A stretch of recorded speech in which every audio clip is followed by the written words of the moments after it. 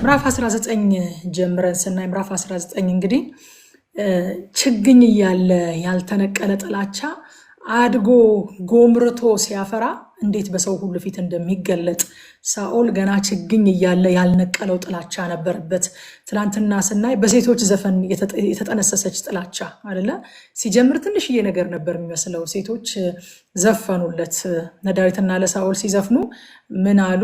ሳኦል ሺህ ገደለ፣ ዳዊት ደግሞ እልፍ ገደለ ብለው ዘፈኑለት። እና በዚች ትንሽ ነገር የተጠነሰሰ ጥላቻ ከዚያን ቀን ጀምሮ ሳኦል ዳዊትን ተመቅኝቶ አየው ይላልና ያችን ነገር በቀላሉ ስላልነቀላት ገና ችግኝ እያለች ስላላመከናት አድጋ በአደባባይ ተገለጠች።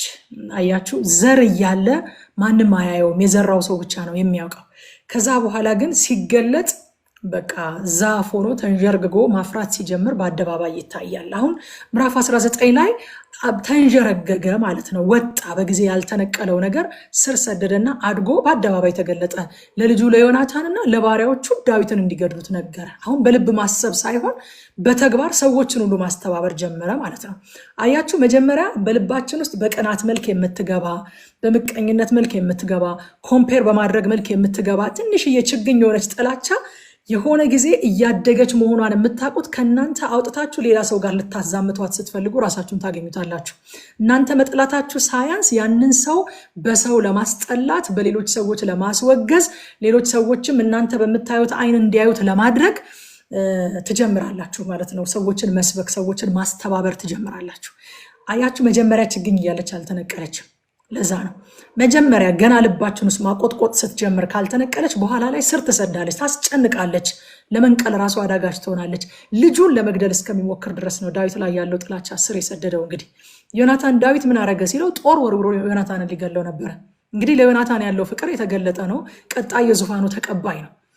ግን እሱን እንኳን ለመግደል እስከሚሞክር ድረስ ጥላቻው በጣም አደገ። ዕብራውያን ምዕራፍ 12 ቁጥር 15 ላይ ምን ይላል የእግዚአብሔር ቃል? የእግዚአብሔር ጸጋ ለማንም እንዳይጎድሉ ብዙዎች የሚረክሱበት አንድ መራራ ስር ወደ ላይ በቅሎ እንዳያስጨንቅ ሴሰኛም የሚሆን እንዳይገኝ ይላል። አያችሁ፣ መራራ ስር ስቴጅ አለው። ወደ ላይ በቅሎ የሚያስጨንቅበት ጊዜ አለ። በቃ ለመንቀል አዳጋች የሚሆንበት ጊዜ አለ። ልንቀልህ ብትሉት ራሱ ፈጥኖ የማይነቀልበት ሁኔታ አለ። የሆነ እርዳታ የምትፈልጉበት ጊዜ አለ። አሁን ያደገ ስር የሰደደ ዛፍ ዝም ብሎ መንቀል ይቻላል እንዴ? አይቻልም እኮ። ችግኝ እያለ ግን በቀላሉ ሊነቀል ይችላል። በአንድ ሰዓት፣ በአንድ ቀን ንስሐ ሊነቀል ይችላል። እና ጥላቻ በሙሉ አቅሙ ሲገለጥ ደግሞ ምን እንደሚመስል አይተነዋል። ሞት ነው፣ በመጨረሻ ሞት ነው። ለዛ ነው ጌታ ኢየሱስ ክርስቶስ አንደኛ ዮሐንስ መልእክት ዮሐንስ ያለው ጌታ ሳይሆን ዮሐንስ ጌታም ብለዋል፣ ወንድሙን የሚጠላ ነፍሰ ገዳይ ነው አለን ዮሐንስ አይደለ? አንደኛ ዮሐንስ ምዕራፍ 3 ቁጥር 15 ላይ ወንድሙን የሚጠላ ሁሉ ነፍሰ ገዳይ ነው፣ ነፍሰ ገዳይ የሚሆነው ሁሉ የዘላለም ሕይወት በእርሱ እንዳይኖር ታውቃላችሁ። ይህን ቃል መጀመሪያ ስታነቡት እንደው የተጋነነ ነገር አይመስልም?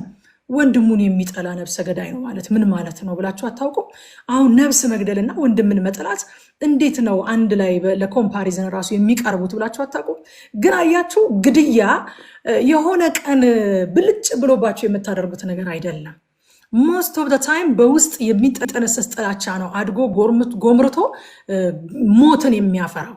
ሳኦል አሁን ቀስ በቀስ ውስጡ የተነሰሰው ጥላቻ በመጨረሻ ላይ ሞትን አፈራ። አሁን ዳዊትን ያገኘ ሰው ሁሉ ይግደልልኛል።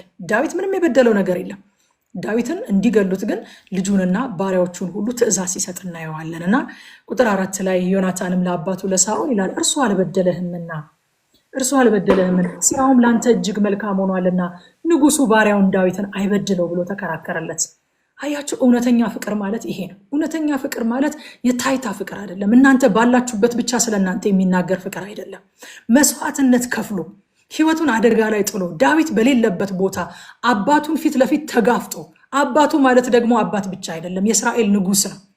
ንጉሱን ፊት ለፊት ተጋፍጦ እውነተኛ ፍቅር ስላለው ለምን አለ? ምን አደረገህ? እሱ አልበደለህም፣ ስራውም ለአንተ እጅግ መልካም ነው።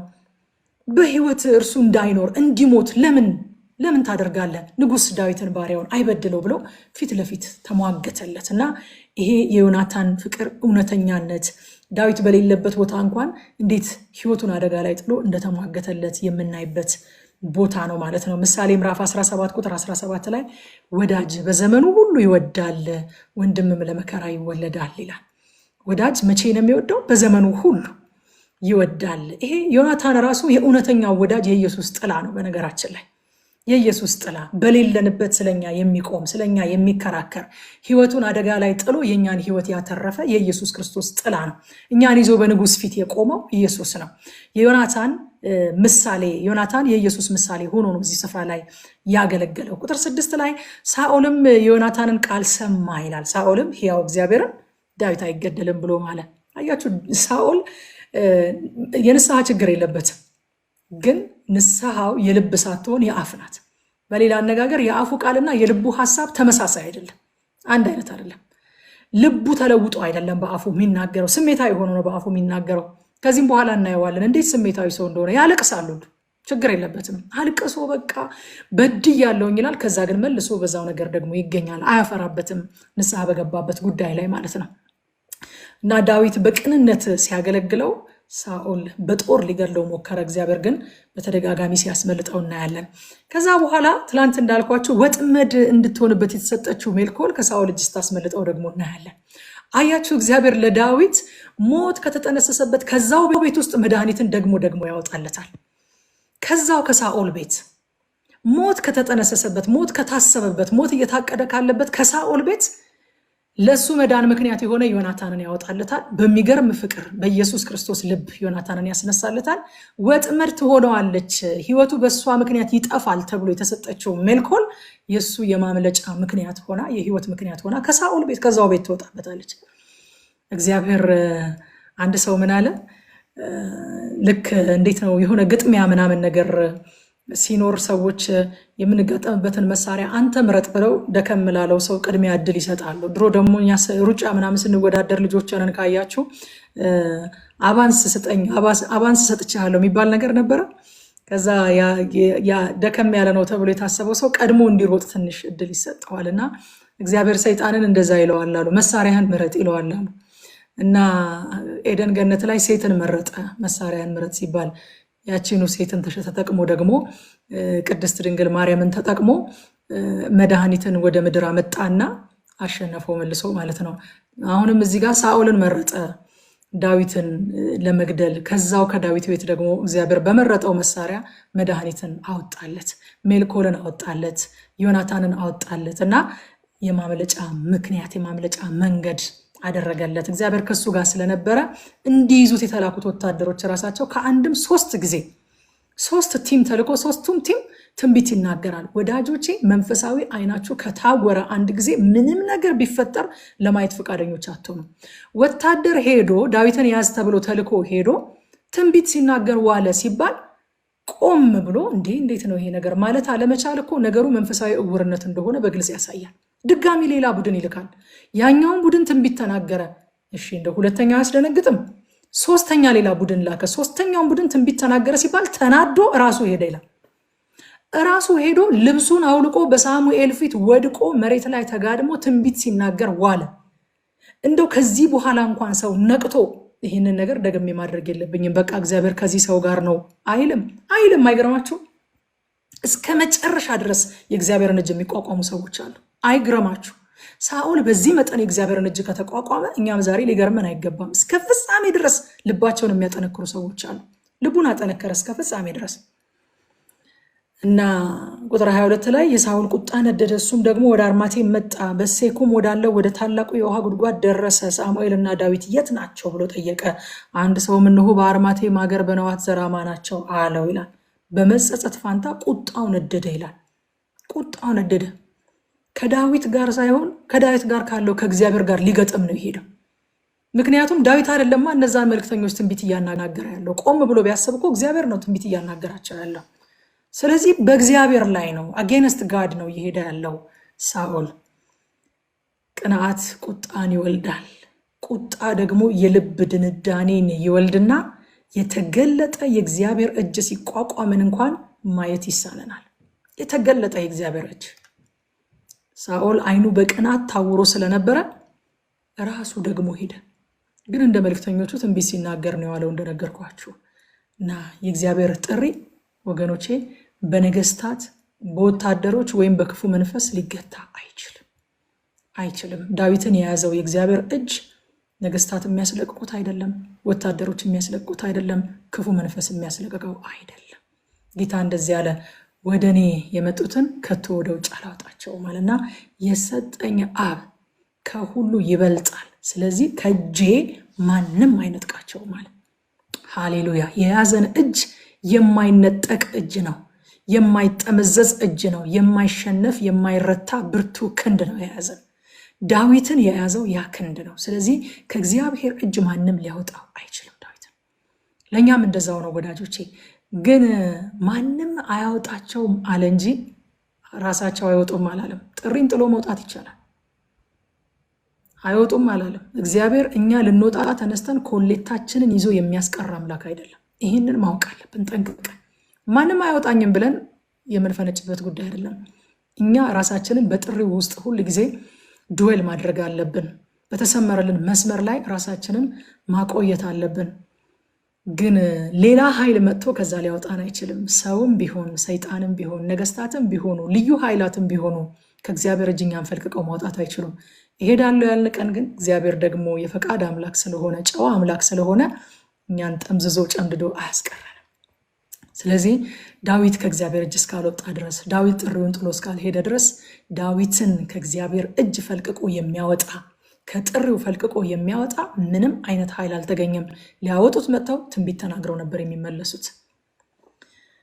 በእኛ ፈቃድ ነው እንጂ በጠላታችን ኃይል የሚቆም ነገር የለም። እኛ ፈቅደን ካልቆምን በእኛ ያለው ከሁሉ ስለሚበልጥ በማንም በምንም አንቆምም። ጥላቻ በልባችን ሲያቆጠቁጥ ፈጥነን እንንቀለው፣ ስር ሳይሰድ በፊት። በኋላ ልንቀልህ ብትሉት ራሱ የማይነቀልበት ስቴጅ ላይ ይደርሳል ብትፈልጉ ራሱ። ከዚህ በኋላ ቅድም ያነበብኩላችሁ ዕብራውያን 12 ላይ ያለው ክፍል ቀጥሎ የሚያወራው ስለ ቃየል ነው አይደለ? በቃ ስለ ቃየል ያወራል። ስለ ማን ነው ብኩርናውን የሸጠው? ስለ ኤሳው ያወራል። ከዛ በኋላ አልቅሶ በእንባ ቢፈልጋት አላገኛትም ነበር ይላል። የማይነቀልበት ጊዜ ይመጣል። ልንቀል ብንለው ራሱ ስር ከመስደዱ የተነሳ ማለት ነው።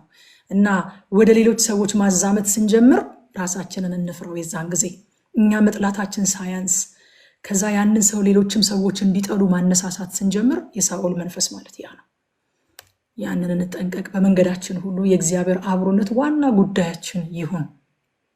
ዳዊት የእግዚአብሔር አብሮነት ነው ያጸናው እንጂ የተመቀኘው ወይንም ደግሞ የፈለገው ሊገለው የፈለገው ትንሽ ሰው ስለሆነ አይደለም። ሳኦል ያነሰ ኃይል ስላለው አይደለም፣ እግዚአብሔር አብሮት ስለሆነ ነው።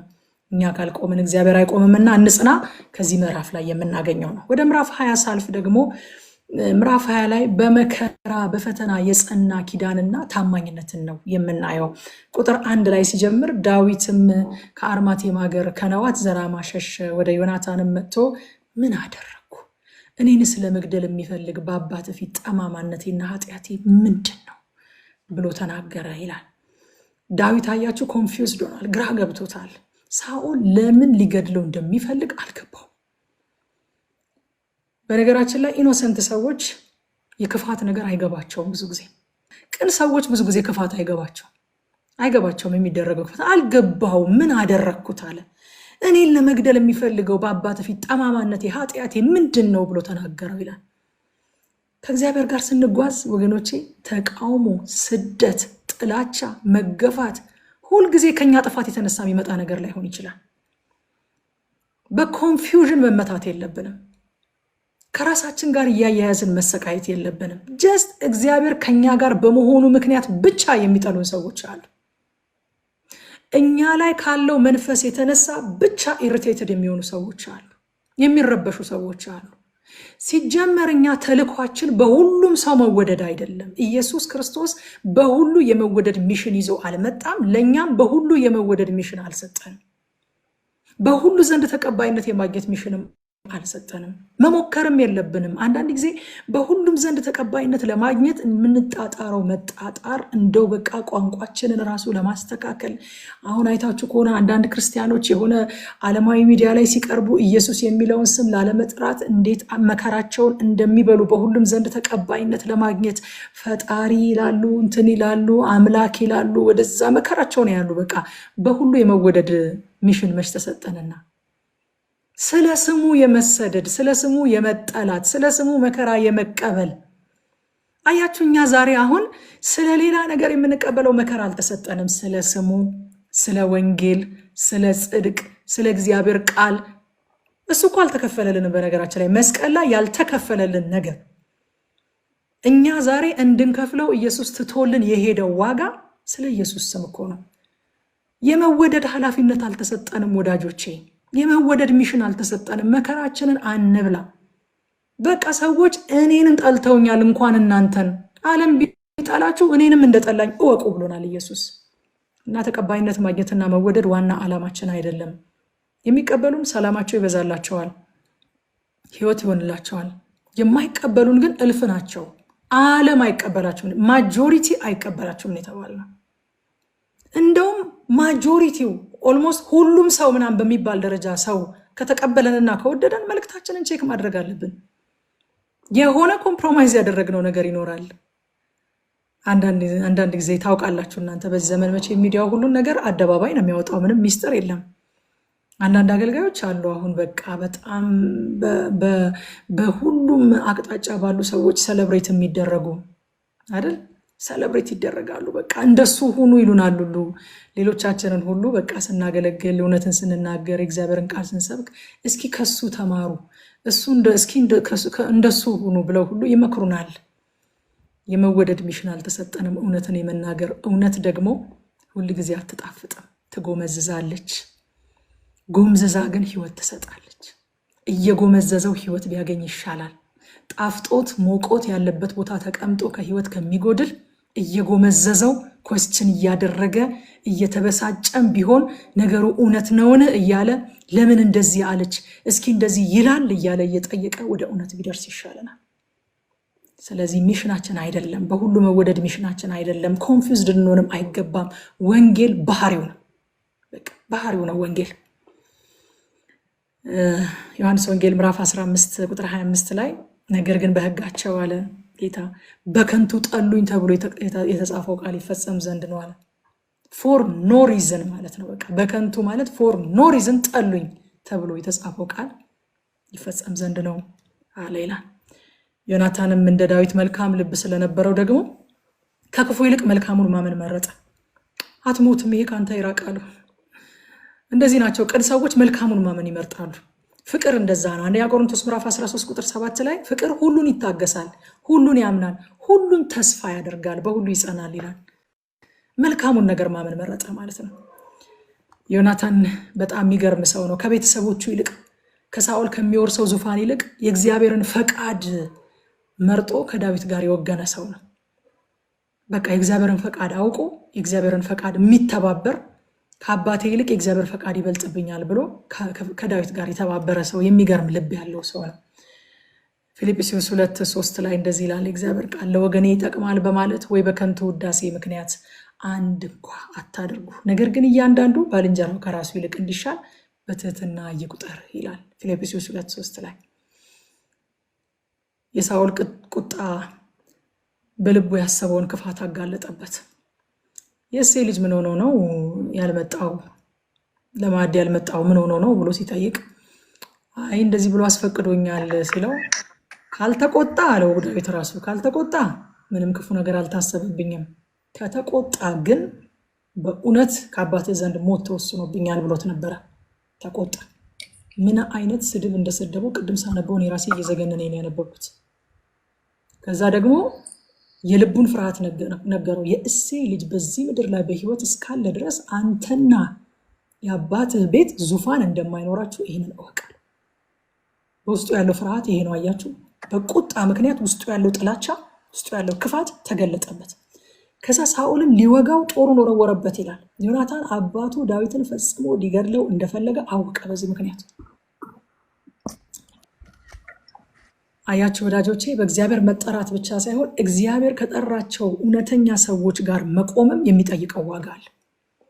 መጠራት የሚጠይቀው ዋጋ አለ። ከተጠሩ ሰዎች ጎን መቆም ራሱ የሚጠይቀው ዋጋ አለ። ዮናታንን ህይወቱን አስከፍሎት ነበር። ከአባቱ ጋር አጣልቶታል፣ ከዳዊት ጎን መቆሙ ማለት ነው። ጌታም እንደዛ ነው ያለው። በቃ ከሱ ጋር መቆም፣ ከሱ ጋር መሄድ ዋጋ እንደሚያስከፍል፣ ሪሌሽንሽፕን እንደሚያስከፍል ይዞታን ቁስን እንደሚያስከፍል ተናግሯል ጌታ። እና ቁጥር 41 ላይ ብላቴናው በሄደ ጊዜ ይላል ዳዊት ከስፍራው ከደቡብ አጠገብ ተነሳ፣ በምድርም ላይ በግንባሩ ተደፋ፣ 3 ጊዜም ለሰላምታ ሰገደ። እየተላቀሱ እርስ በርሳቸው ተሳሳሙ። ይልቁንም ዳዊት እጅግ አለቀሰ። ለምን? ሊለያዩ ስለሆነ። አያችሁ፣ እግዚአብሔር በህይወታችን ላይ ያለው ዓላማ ወደ ተለያየ አቅጣጫ ሲወስደን ጓደኝነት፣ ወዳጅነት፣ ፍቅር የሚባሉት ነገሮች ሊያስቆሙን አይገባም። በቃ መለያየታቸው ቁርጥ ሆነ። እንደ ነፍሱ ይወደው ነበረ፣ ግን በቃ ሂድ፣ በመንገድህ ሂድ አለው። እግዚአብሔር መንገድህን ያቅናል፣ በመንገድህ ሂድ አለው። አንዳንድ ጊዜ መለያየት ግንኙነቱ ችግር ስላለበት የሚፈጠር ነገር ላይሆን ይችላል። አቅጣጫችን የተለያየ ስለሆነ በቃ እግዚአብሔር ያሰመረልን መስመር የተለያየ ስለሆነ የምንለያይበት መንገድ ሊኖር ይችላል። ኢትስ ኦኬ። ዮናታንና ዳዊት ለእግዚአብሔር ፈቃድ ታዘዙ። ዮናታንም ተከትሎት ለመሄድ አልሞከረም፣ ዳዊትም ወደ ዮናታን ለመመለስ አልሞከረም። ተስማምተው ተለያዩ። በጣም እየተዋደዱ ተለያዩ። እዚች ጋር አቋርጬ ከብዙ ይቅርታ ጋር አሁንም አንድ ኮሜንት እሰጣለሁ። የእግዚአብሔር ጉባኤ የሚያደርገው ምንድን ነው? የእግዚአብሔር ቃልና የእግዚአብሔር መንፈስ ነው አይደለ ወገኖች? የእግዚአብሔር መንፈስና የእግዚአብሔር ቃል ባለበት እኛ ወንጌል አማኞች በተለይም በካቴድራል ወይም ደግሞ እዛ አዳራሹ ላይ ባለው ነገር አይደለም የምናምነው አይደለ? ቃሉና መንፈሱ ባሉበት ስፍራ በዚያ የእግዚአብሔር ጉባኤ ተሰብስበዋል። 2 3 ሆናችሁ በተሰበሰባችሁበት በዚያ እገኛለሁ ያለው የአምላካችን መንፈስ በመካከላችን አለ። ስለዚህ ለመንፈስ ቅዱስ ክብር እየሰጠን የእግዚአብሔርን ቃል እንድንሰማ አሁንም በጌታ ፍቅር አሳስባለሁ። ቃሉ ባከበርነው ልክ ስለሚያከብረን ማለት ነው። አስተያየት መስጫ ላይ ስለምትጽፉት ነገር እንድትጠነቀቁ በጌታ ፍቅር አሁንም አሳስባችኋለሁ። አልታክትም። በነገራችን ላይ ስሜታዊም አልሆንም። አያትዬ ታውቀኛለች። ግን አጽንኦት ሰጥቼ ደግሞ መሆን ያለበትን ነገር መናገር አይደክመኝም እና የምትጽፉት ነገር አሁን ጉባኤ ላይ ብትሆኑ የእግዚአብሔር ቃል እየተነገረ ሰባኪውን ፈገግ በል ትሉታላችሁ ጠርታችሁት። ወዳጆቼ እዚህ ቦታ ላይ የሚሰበከው ሰው ሁሉ የምትጽፉትን ነገር እያነበበ ነው እና የምታደርጉትን ነገር ሁሉ እባካችሁ ለቃሉ ክብር እያሰባችሁ አድርጉ። ለምን ሚውት እናደርጋችኋለን? አናደርጋችሁ። የሚጠቅምን ኮመንት ትጽፋላችሁ እኮ የምናውቃችሁ ሰዎች ናችሁ። ነገር ግን አንዳንድ ጊዜ እንደዚህ ስታደርጉ ዲስትራክት ታደርጋላችሁ ሌሎች ሰዎችን። ለቃሉ ክብርም ተገቢ ነው ብዬ አላስብም። የእግዚአብሔር ቃል ያከበራችሁትን ያክል ነው የሚጠቅማችሁ። ስለዚህ እንደዛ እናድርግ። እንዳላሰለችኋችሁ እንዳላደከምኳችሁ አምናለሁኝ። ለጥቅማችን ስለሆነ የምትሰሙት ቃል እንዲጠቅማችሁ ስለምፈልግ ነው። በአክብሮት ስትሰሙት ደግሞ የበለጠ እንደሚጠቅማችሁ ስለማውቅ ነው ይሄንን የምናገረው። በምትሰፍሩበት መስፈሪያ በዚያው ልክ ይሰፈርላችኋል። ሜዥር በምታደርጉበት በሰጣችሁት ክብር ልክ ይሰጣችኋል። የእግዚአብሔር ቃል በሰጣችሁት ትኩረት ልክ ይሰጣችኋል እና እንዳትተላለፉብን ብዬ ነው። እኛን ከመረበሽ ባለፈ እናንተም ከቃሉ ጋር እንዳትተላለፉ የሚጠቅማችሁን ነገር ሉዝ እንዳታረጉ ብዬ ነው። ስለዚህ ወዳጆቼ አንዳንድ መለያየቶች ከጌታ ናቸው። አሁን ብዙ ጊዜ በቃ መለያየት ሁሉ ከአጋንንት ይመስለናል። አንዳንድ መለያየቶች ግን ከጌታ ናቸው። በቃ ዮናታንና ዳዊት ፈቀዱ። የልባቸው ፍቅር፣ መተሳሰራቸው፣ መፈላለጋቸው፣ አብሮ መኖር መውደዳቸው እንዳለ ሆኖ ግን በቃ ፈቀዱ እዛ ቦታ ላይ መለያየት። ምክንያቱም የእግዚአብሔር ቃል መክብብ ምዕራፍ 3 ቁጥር 1 ላይ ሲናገር ለሁሉ ዘመን አለው ይላል። ከሰማይ በታች ለሆነ ነገር ሁሉ ጊዜ አለው ይላል። ለሁሉ ዘመን አለው፣ ከሰማይ በታች ለሆነ ነገር ሁሉ ዘመን አለው ይላል። መክብብ በጣም የምወደው መጽሐፍ ነውና እንደው በቃ ምንም ነገር ለማንበብ ሌላ የእግዚአብሔር ቃል ክፍል ለማንበብ ቢደክመኝ ራሱ መክብብ ማንበብ አይደክመኝ። ምክንያቱም በጣም በቃ እያሳቀም እያስደነቀም ግን የሚገርም ትልልቅ ጥበብ የሚያስጨብጥ መጽሐፍ ስለሆነ በጣም ወደዋለሁ። የመክብብ መጽሐፍ የትኛውን ቦታ ላይ ባነበው በቃ ሀሳቤን ገዝቼ ማንበብ የምችለው መጽሐፍ ነውና ለሁሉም ዘመን አለው። ድንጋይ ለመወርወር ጊዜ ያለው፣ የተወረወረውን ለማንሳትም ጊዜ ያለው ይላል። ለመተቃቀፍ ጊዜ ያለው፣ ከመተቃቀፍ ለመራቅም ጊዜ ያለው ይላል። አያችሁ፣ ሲዝንን ማወቅ አንድ የመንፈሳዊ ሰው መለያ ነው። መንፈሳዊ ማቹሪቲ አንዱ መለያው ሲዝንን ማወቅ። ለመቀመጥ ጊዜ አለ፣ ለመነሳት ጊዜ አለ፣ አብሮ ለመሆን ጊዜ አለ፣ ለመለያየት ደግሞ ጊዜ አለ። ይህንን ሲዝን ለይቶ ማወቅ ግን ስፒሪቹዋል አንደርስታንዲንግ ስፒሪቹዋል ማቹሪቲ ይጠይቃል። ስለዚህ መለያየት ባለባቸው ሰዓት ተለያዩ ማለት ነው። ዮናታንና ዳዊት ምዕራፉ የሚያልቀው እዛ ጋ ነው። ስለዚህ ከዚህ ምዕራፍ የምናየው ከመልካም ሰዎች መለየት አንዳንዴ ከእግዚአብሔር ሊሆን ይችላል። አንዳንድ ጊዜ ደግሞ መልካም ሰዎች ራሳቸው ጣዖት ሊሆኑብን ይችላሉ። እግዚአብሔርን ሊጋርዱብን ይችላሉ። ታውቃላችሁ አይደለ? ሊጋርዱብን ይችላሉ እና ያም ነገር በራሱ ከእግዚአብሔር ሊሆን እንደሚችል ማሰብ ያስፈልጋል። ሁልጊዜ በጸብ ብቻ አይደለም ሰው የሚለየው። ጊዜ አለው፣ ለሁሉም ነገር ጊዜ አለው። ጠላታችን ያለ ምክንያት እንደሚጠላን አውቀን ምክንያት ፍለጋ ግራ መጋባታችንን እናቁም። በቃ ያለ ምክንያት በከንቱ ይጠሉሃል ተብሎ የተጻፈው ይፈጸም ዘንድ ብሏል ጌታ። በከንቱ ሊጠሉ እንደሚችሉ ማወቅ አለብን። መወደድ አይደለም ተልኳችን፣ ማዳን ነው ተልኳችን። ማዳን፣ ከእግዚአብሔር ጋር እየሰራን ማዳን ነው ተልኳችን። የመወደድ ተልኮ የተሰጠው አማኝ የለም። ኢንፋክት ከተልኳችን የተነሳ መጠላት ነው እድል ፈንታችን፣ መገፋት ነው እድል ፈንታችን። ስለዚህ ይህንን ጠንቅቀን ማወቅ አለብን። ሲጠሉን ግራ አይግባችሁ ብሎናል ጌታችን። እኔን ደግሞ ያለ ምክንያት እንደጠሉኝ እወቁ ብሎናል።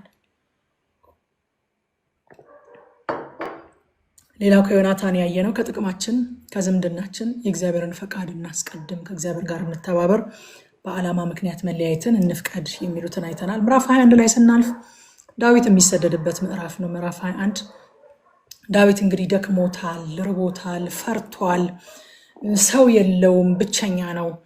እግዚአብሔር ግን ከእሱ ጋር ስለነበረ እንዴት አቅርቦት እንዳደረገለት እናያለን። ዳዊትም ይላል ቁጥር 1 ላይ ወደ ካህኑ ወደ አቤሜሌክ ወደ ኖብ መጣ። አቤሜሌክም እየተንቀጠቀጠ ዳዊትን ሊገናኘው መጣ። ስለምን አንተ ብቻህን? ከአንተስ ጋር ስለምን ማንም የለም አለው ይላል። ይሄ ጥያቄ በጣም የሚያስገርም ጥያቄ ነው። ስለምን አንተ ብቻህን? ዳዊት ብዙ ጊዜ ከአጀብ ጋር ነው የሚመጣው፣ ምክንያቱም የንጉስን መልእክት ይዞ ነው የሚመጣው። የንጉስ መልእክተኛ ደግሞ ብቻውን አይመጣም፣ ታጅቦ ነው የሚመጣው። አቤሜሌክ ግራ ገባው፣ ተንቀጠቀጠ ብቻውን ሲያዩ፣ ያልተለመደ ነገር ስለሆነ። ስለምን ብቻህን? ከአንተ ጋር ስለምን ማንም አልመጣም ማለት። አያችሁ፣ የተጠራ ሰው ብቻውን የሚጓዝበት ምዕራፍ አለ፣ ብቻውን የሚሄድበት ምዕራፍ አለ። አጀብ የማይኖራችሁ ጊዜ አለ፣ ግን እግዚአብሔር ከእናንተ ጋር ነው። ከእግዚአብሔር ጋር የምትጓዙት። አንድ ሰው ምን አለ? being alone and being lonely are two different things አለ። ብቸኛ መሆንና ብቻችንን መሆን ሁለት የተለያዩ ነገሮች ናቸው። being alone loneliness አይደለም፣ ብቸኝነት አይደለም። ብቸኝነት የሆነ ስቴት ነው አይደለም? ብቸኛ መሆን ማለት በቃ የሆነ ስቴት ነው፣ ስሜት ነው የብቸኝነት። ብቻ መሆን ግን ከእግዚአብሔር ጋር የምንወስደው የግል ጊዜ ነው። ብቻ መሆን ብቸኛ መሆን አይደለም። የተጠራ ሰው ብቸኛ ይሆናል ሳይሆን ብቻውን ግን ይሆናል። ብቻውን የሚሆንበት ጊዜ አለ። ግዴታ ብቻችሁን የምታልፏት ጊዜ አለ። ያልተለመደ ነገር ነው ዳዊት ብቻውን መሆኑ እዛ ቦታ ላይ። ግን ብቻውን ሲሆን ሪሊ ብቻውን አይደለም፣ ከእግዚአብሔር ጋር ነው። ለዚህ ነው ጌታ ኢየሱስ ክርስቶስ ብቻዬን መሆን አልፈራም አለ፣ ምክንያቱም አብ ከኔ ጋራ ነው አለ። አብ ከኔ ጋራ ነው። ዳዊት ከዛ እንጀራ ጠየቀ። ቁጥር 6 ላይ ካህኑ በእርሱ ፋንታ ትኩስ እንጀራ ይደረግ ዘንድ ከእግዚአብሔር ፊት ከተነሳው ከገጹ ህብስት በቀር ሌላ እንጀራ አልነበረምና የተቀደሰውን እንጀራ ሰጠው ይላል። የገጹ ህብስት እንጀራ ማለት ታውቃላችሁ፣ በእግዚአብሔር ሕልውና ፊት የሚቀመጥ ከእግዚአብሔር ጋር ያለ ህብረትን የሚወክል ካህናት ብቻ የሚበሉት እንጀራ ነው። ዳዊት እንጀራውን መብላቱ እግዚአብሔር ለዳዊት የሰጠውን ስፍራ ያሳያል። ስፍራ እንዴት እንደሰጠው ያሳያል። አያችሁ፣ ምህረት ከስርዓት ይበልጣል። እዛ ጋር የተቀመጠ ስርዓት አለ አይደል? የእግዚአብሔር ምህረት ግን ከስርዓት ይበልጣል። ሪሌሽንሽፕ ደግሞ ከሃይማኖት ይበልጣል። ይህንን ነው እግዚአብሔር እዛ ቦታ ላይ ዳዊት እንጀራውን እንዲበላ ሲፈቅድ ፕሮቫይድ ሲያደርግ የገለጠው። እዛ ቦታ ላይ እግዚአብሔር ይህንን ነው። ማቴዎስ ወንጌል ምዕራፍ 12 ከ3-4 ጌታ ይህንን ክፍል ሜንሽን አድርጎታል። እርሱ ግን እንዲህ አላቸው አለ፣ ዳዊትና ከእርሱ ጋር የነበሩት በተራቡ ጊዜ እርሱ ያደረገውን ወደ እግዚአብሔር ቤት እንደገባ ካህናትን ብቻ እንጂ እርሱና ከእርሱ ጋር የነበሩት ሊበሉት ያልተፈቀደውን የመስዋዕቱን ህብስት እንደበላ አላነበባችሁምን? አለ ጌታ። የሰው ልጅ ከወግ ይበልጣል። የሰው ልጅ ከሆነ ከተቀመጠ ስርዓት ይበልጣል። የሰው ልጅ ከሃይማኖት ይበልጣል። እግዚአብሔር ሰውን ከዛ በላይ ቫልዩ ያደርጋል። ጌታም እዚህ ቦታ ላይ ሜንሽን ያደረገው እሱና እና ዳዊት በህይወት ለመኖር ቅድም እንዳልኳችሁ በጣም ደክሞታል፣ በጣም ዝሏል። በህይወት ለመኖር በህይወት ለመቀጠል ቅዱሱን እንጀራ በላ። አያችሁ እኛም ከሰማይ የወረደውን ቅዱስ እንጀራ ኢየሱስን በልተን ነው በህይወት የኖር ነው። ጌታ ራሱ ምን አለ? ዮሐንስ ወንጌል 6:51 ላይ ከሰማይ የወረደ ሕያው እንጀራ እኔ ነኝ አለ። ሰው ከዚህ እንጀራ ቢበላ ለዘላለም ይኖራል፣ እኔም ስለ ዓለም ህይወት የምሰጠው እንጀራ ስጋዬ ነው አለ። እግዚአብሔር እንደ ዳዊት ደክመው ተርበው ፈርተው ሰዋተው ተስፋ ቆርጠው ወደሱ ለሚመጡ ያዘጋጀው ቅዱስ እንጀራ ኢየሱስ ይባላል። ለፈሩ ለደነገጡ፣ ግራ ለገባቸው፣ ሌላ ተስፋ ለሌላቸው፣ ለተራቡ ለተጠሙ እግዚአብሔር ቅዱስ እንጀራ የሚሰጥ አምላክ ነው። ያ ቅዱስ እንጀራ ኢየሱስ ክርስቶስ ይባላል። ከሰማይ የወረደ በልተነው በህይወት የኖርንበት በልተነው የበረታንበት ቅዱስ እንጀራ እግዚአብሔር ያዘጋጀው። ሃሌሉያ! እንዲህ የማይገኝ በከንቱ የማይገኝ እግዚአብሔር ግን ከምሕረቱ ብዛት የተነሳ ለሁላችን እንዲሁ የሰጠው ቅዱስ እንጀራ ኢየሱስ ይባላል። ሃሌሉያ! በዚያም ቀን ይላል ቁጥር 7 ላይ በዚያም ቀን ከሳኦል ባሪያዎች አንድ ሰው በዚያ በእግዚአብሔር ፊት ተገኝቶ ነበር። ስሙም ኤዶማዊ ዶይቅ ነበረ፣ ለሳኦልም የእረኞቹ አለቃ ነበረ ይላል። እግዚአብሔር ሲቀባን፣ ሲመግበን፣ አቅራቦት ሲያደርግልን፣ ስለኛ መልካም ነገር ሲናገር በወዳጆቻችን ፊት ብቻ ሳይሆን በጠላቶቻችን ፊት ለፊት እንደሆነ የሚያደርገው አንርሳ። ዶይቅ እዛ ቦታ ላይ ነበረ። ካህኑ ቅዱሱን እንጀራ ሲሰጠው፣ የፍልስጤማዊውን የጎልያድን ሰይፍ ሲሰጠው ዶይቅ እዛ ቦታ ላይ ቆሞ እያየ ነበረ። አያችሁ፣ በተቀደሰ ስፍራ የሚገኝ ያልተቀደሰ አስተሳሰብ ያለው ሰው ሊኖር እንደሚችል አንዘንጋ። ስፍራው የተቀደሰ ስለሆነ እዛ ቦታ ላይ የሚገኙ ሰዎች ሁሉ የተቀደሱ ናቸው ማለት አይደለም። ፎርዛት ማተር እንደውም አጋንንት በጣም በጣም በጣም የሚዞረው በቤተክርስቲያን ዙሪያ ይመስለኛል። በጣም በቃ ለምን የሚውጠውን የሚፈልገው እኛ አካባቢ ነው እንጂ የዋጠው ጋማ ምን ይሰራል? እና ዶይቅ በዛ ስፍራ ላይ ተገኝቶ ነበረ። እግዚአብሔር ለዳዊት አቅራቦት ሲያደርግለት መልካም ሰዎች ብቻ ሳይሆኑ እነ ዶይቅም እየተመለከቱ ነበረ። ዳዊት የጎልያድን ሰይፍ ወሰደ። ይሄ ብቻ ነው ያለው አለ። ይሄ ብቻ ነው ያለው አለው ካህኑ። ይሄ ብቻ ነው ያለው፣ እሱን ልስጥ ሲለው ከእርሱ የተሻለ የለም፣ እንደውም እሱን ስጠኛል። የጎልያድን ሰይፍ ወሰደ። አያችሁ፣ የትናንትናው ድላችን ነገም የምንዋጋበት መሳሪያችን ነው እንጂ ታሪክ ብቻ አይደለም።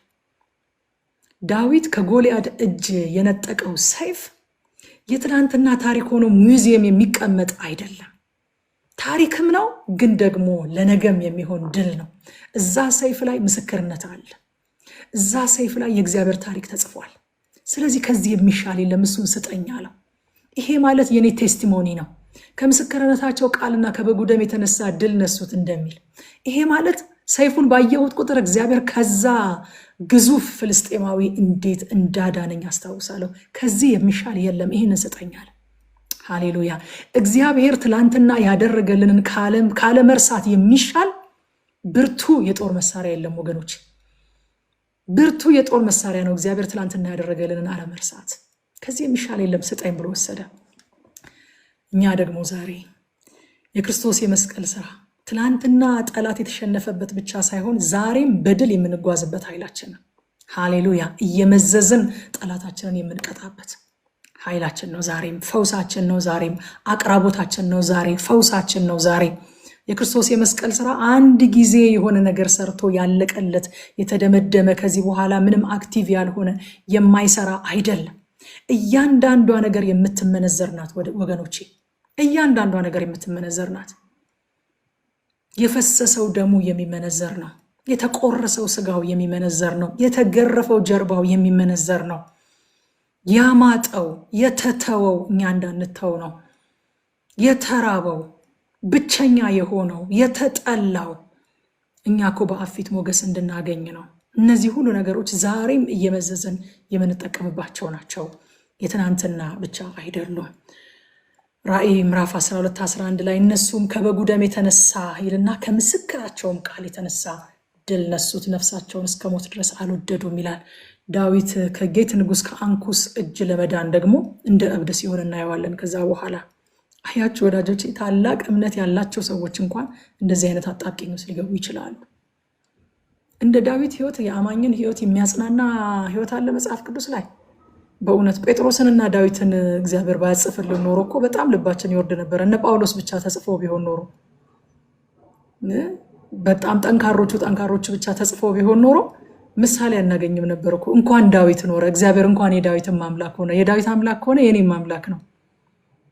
በአንድ ቀን ከምንጣፉ ላይ ብድግ ብሎ ደጁን እየጎበኘ ከ10ቱ ትእዛዛት 6ቱን በአንድ ጊዜ የሚደመስስ፣ ከዛ በኋላ ግን አልቅሶ አንተን ብቻ በደልኩኝ ኃጢአት የሚሄው በፊቴ ነው ብሎ ደግሞ በእግዚአብሔር እግር ስር የሚወድቅ ዳዊት ባይኖር እንዴት አድርገን ተስፋ እናደርግ ነበረ? እስከ ሞት ድረስ ካንተ ጋር ይሄዳለሁ ብሎ ዶሮ ሳይጮው 3 ጊዜ ጌታውን የሚክድና እንደው ጭራሽ ከርስ የሚያደርግ፣ ከዛ ደግሞ ልክ ዶሮ ሲጮው ጠብቆ ትዝ ብሎት የሚያለቅስ የሚጸጸት ጴጥሮስ ባይኖር እንዴት አድርገን ተስፋ እናደርግ ነበረ? ግን መጽሐፍ ቅዱሳችን የሁሉም አይነት ሰዎችን ታሪክ የያዘ ነው። እግዚአብሔር የጴጥሮስም አምላክ ነው፣ የጳውሎስም አምላክ ነው። እግዚአብሔር የዮሐንስም አምላክ ነው። እግዚአብሔር የዳዊትም አምላክ ነው። እግዚአብሔር የሳሙኤልም አምላክ ነው። እግዚአብሔር የሙሴም አምላክ ነው። ሃሌሉያ ሃሌሉያ። ፍጹም ያልሆኑ ሰዎችን ወዶ ወደ ፍጽምና እየሰራ የሚያደርስ ፍጹም አምላክ እግዚአብሔር። ዳዊት ሄደና በአንኩስ ፊት የሰራው ስራ እኮ በጣም የሚያስደንቅ ነው በእውነት። እንደው አንድ አክተር ሊሰራው የሚችለውን ነገር አይደለም የሰራው። ይሄ የእስራኤል ንጉስ ዳዊት አይደለምን አሉት። እንደ ንጉስ ነው ራሱ የሚያውቁት እነሱ የሰራቸውን ስራ ስለሚያውቁ ማለት ነው። ዳዊት አይደለም? ይህንን ነገር በልቡ አኖረው። እነዚህ ሰዎች አስታውሰውኛል ሊገሉኝ ነው አለ እና ፊልምን የሰራው እዛ ቦታ ላይ በእውነት ተዋናይ እንደዛ አይተውንም። በቃ መሬት ላይ ወደቀ፣ ተንፈራፈረ። የፂሙ ላይ ልጋጉ እስኪዝረከረክ ድረስ እንዳበደ ሰው ሆነ። የጌት ንጉስ አንኩስ ራሱ ግራ ገባው። ምን ማድረጋችሁ ነው? እብድ ቸግሮኛል አልኳችሁ፣ እብድ ጠፍቶብኛል፣ በፊቴ እንዲያብድ ነው ያመጣችሁት። እንደዚህ አይነት ሰው ሲጀመር ወደ እኔ ይገባል? ስርዓት አታውቁም እስኪል ድረስ ማለት ነው። በቃ ዳዊትን ሪኮግናይዝ ማድረግ እስኪያቅተው ድረስ ነው እንደዛ የሆነውና ታላላቅ የእምነት ሰዎች እንኳን በእንደዚህ አይነት አጣብቂኝ ውስጥ ያልፋሉ። እግዚአብሔር ግን ዳዊትን ስለ ኪዳኑ ሲል አስመለጠው።